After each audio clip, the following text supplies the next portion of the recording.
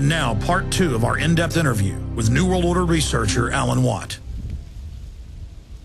I'm Alan Watt, and I'm an author and researcher into geopolitics, really, and history. I follow where the world has been, the techniques were used to bring them to those stages, and I apply them to where we are today and how the future is planned. I've researched so many books. I've got a library of my own.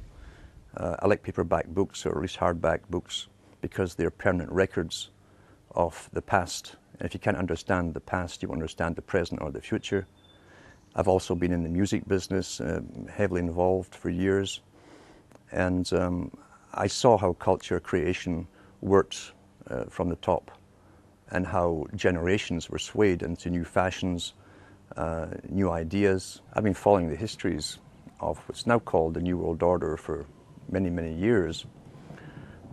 And I try to go into the books written by the big players, the technocrats themselves, those famous people like the Kissingers, the Brzezinskis and so on, the Huxleys, the Lord Bertrand Russells, who all worked for the same organizations.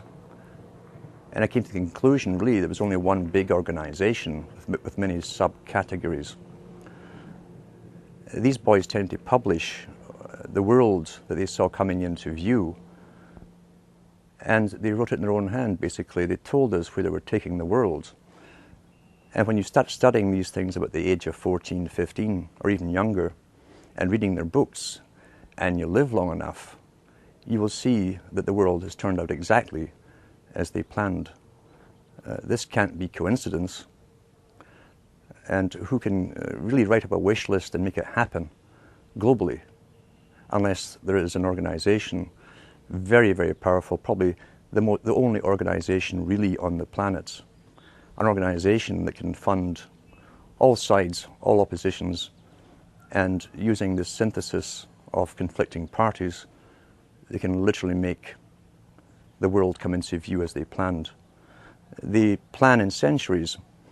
And the astonishing thing is, when you go into the United Nations, which was loosely based on the Soviet system, they plan certain parts of their agenda in 50-year plans, some in 100-year plans, and some even in 150-year plans for different aspects of it. The Russells, the Huxleys and so on, Brzezinskis, also use the same terminology with their long-term plans. And you've got to understand too that nothing in culture comes out from the grassroots. Even Plato talked about that thousands of years ago. He said that if it was a grassroots movement really coming from the people, then those in charge, the dominant minority, would lose control.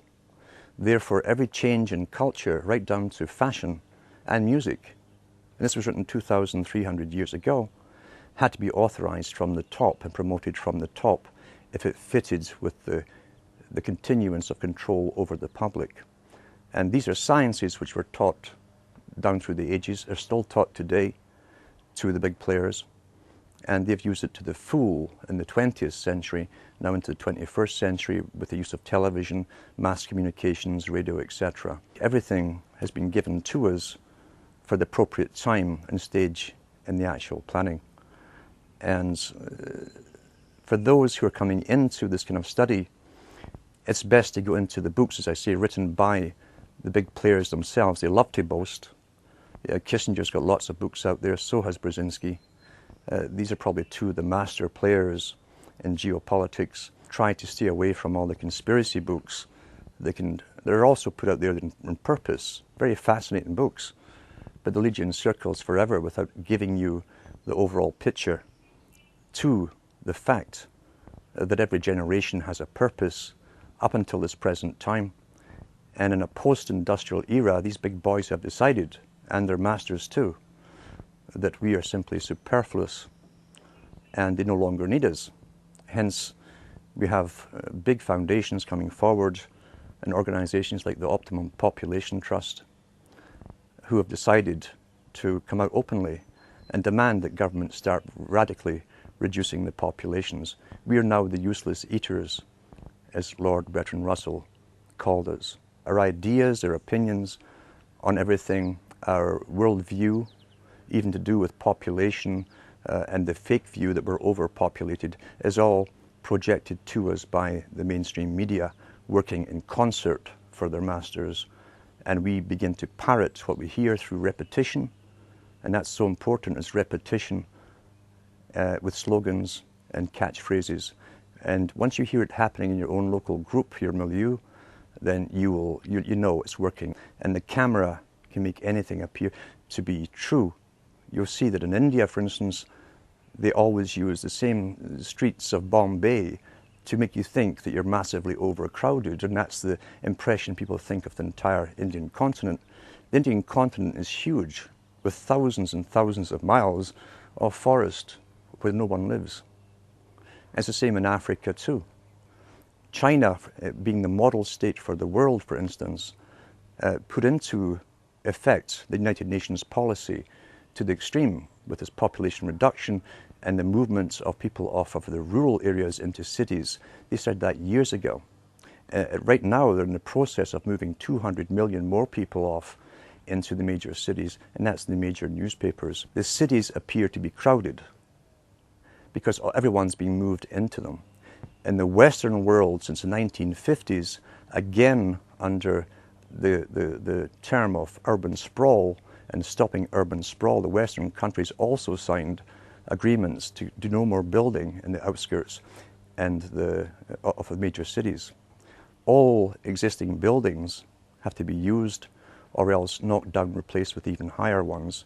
But regardless, with the immigration and the free flow of people now from third world countries, the Western countries appear to be overcrowded.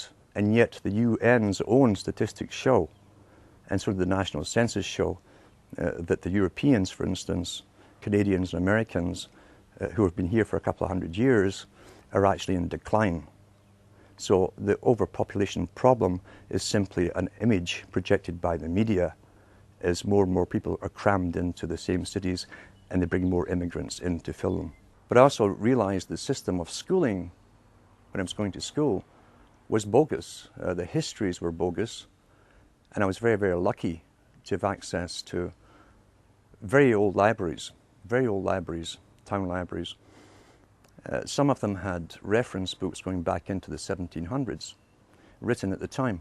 When you compared the histories I was being taught in school to the histories that were written at the time, they were completely different.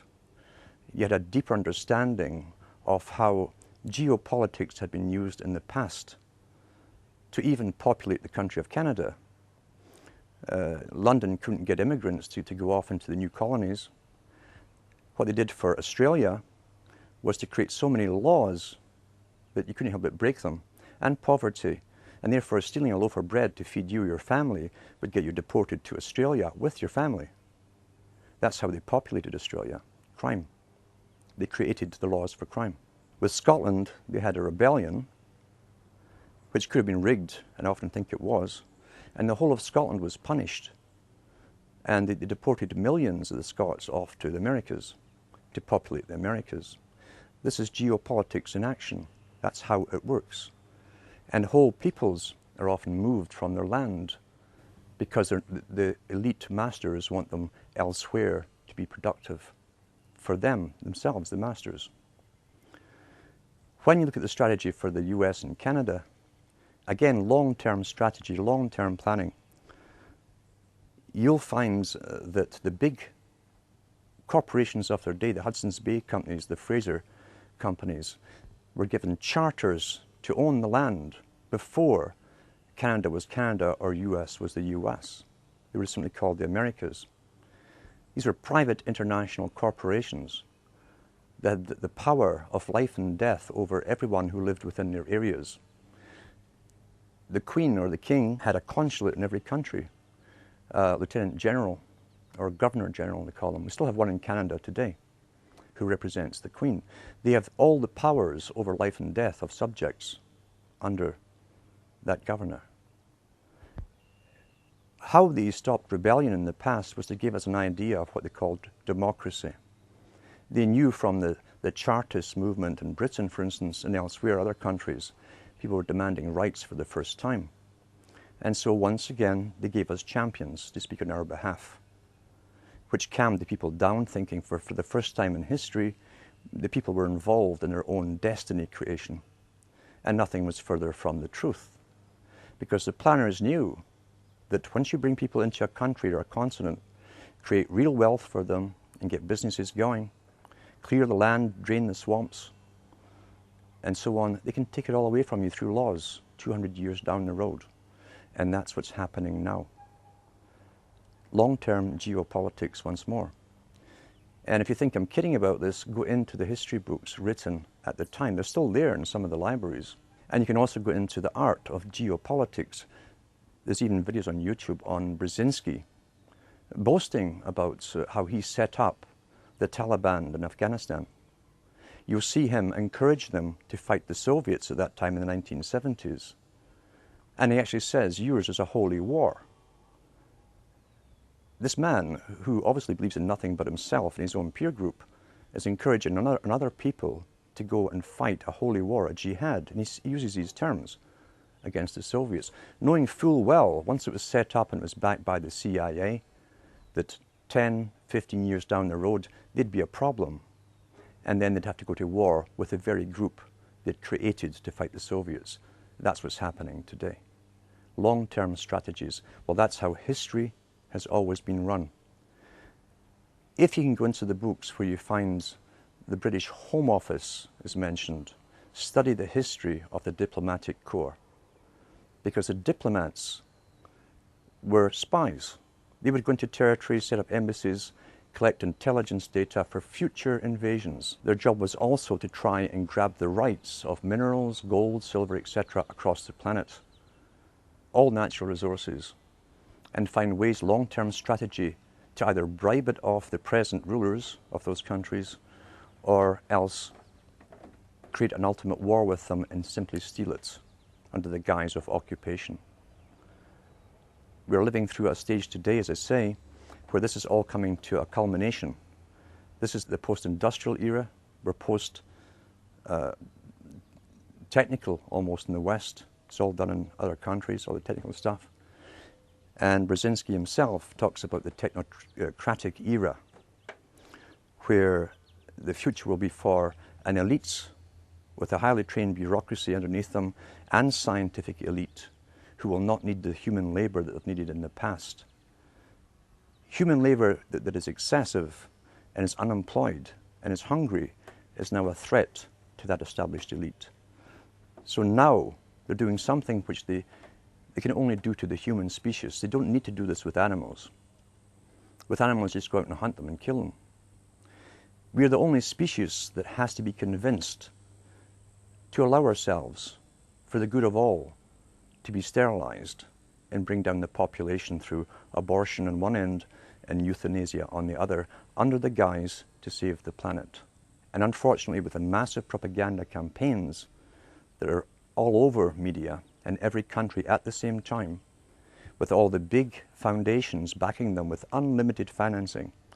Remember, the foundations are owned by the international bankers themselves. Then they can pull all of this off, and unfortunately it really is working. In kindergarten now, you walk into a kindergarten anywhere in Europe or Americas, and you'll see the rainbow inside every single one of them. You'll see all the terms about the world. Here's the globe, we're all global. And you'll see the greening messages everywhere, everywhere, and how sacrifice will have to be made to save the world and the planet and future generations of society. Sacrifice. You tie that together with the institutions that were comprised of the Fabian Society. It was a member of the Royal Institute for International Affairs. That's one society. The Council on Foreign Relations is also the same thing as the Royal Institute for International Affairs. They are what Thatcher and Professor Carol Quigley called the parallel